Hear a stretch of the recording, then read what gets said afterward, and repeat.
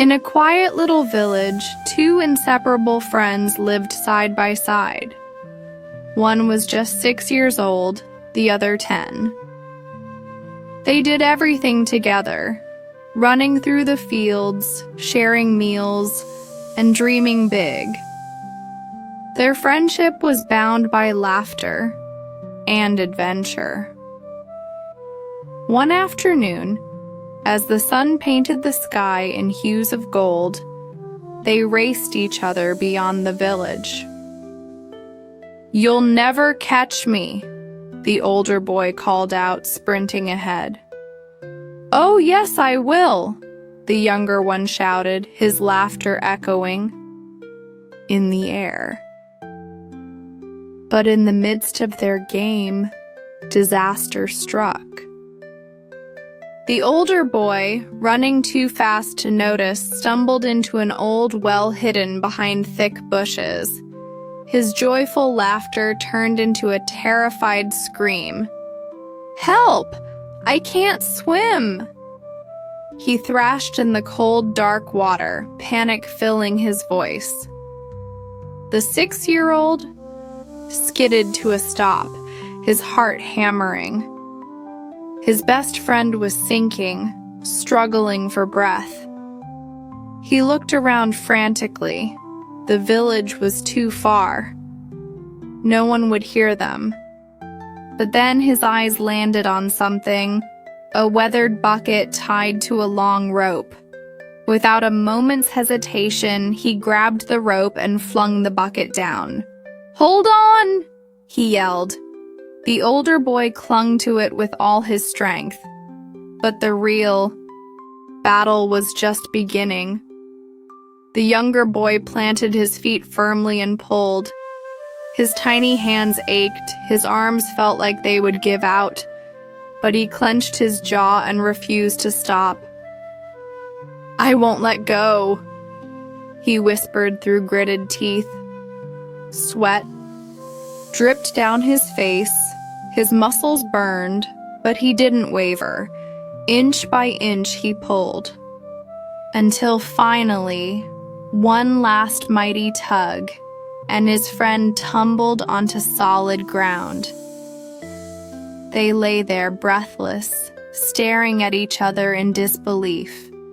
Then relief crashed over them, and they broke into tears. Tears of fear, of exhaustion, of gratitude.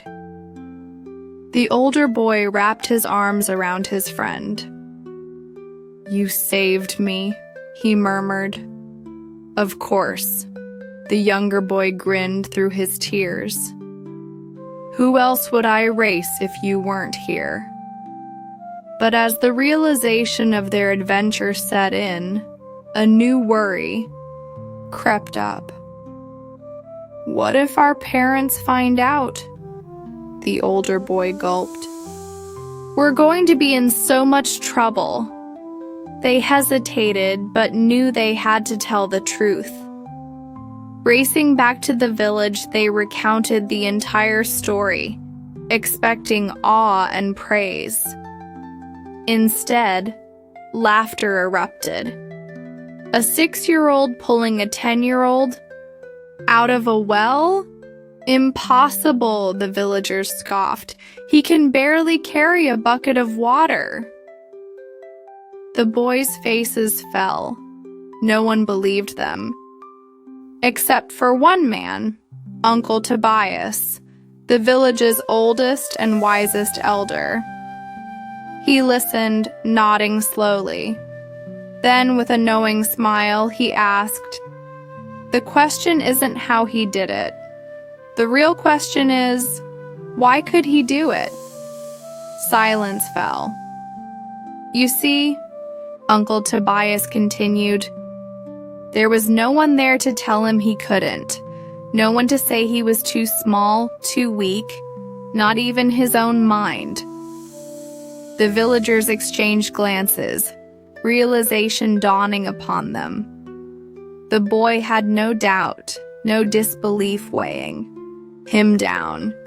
He didn't know he was supposed to fail, so he simply succeeded. The lesson? The only limits that truly exist are the ones we believe in. When no one tells you that you can't, you will find a way to prove that you can. Doubt weakens us. But belief makes us unstoppable.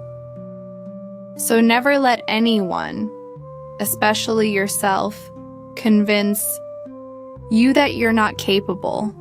When you remove the doubt, you'll discover that strength was within you all along.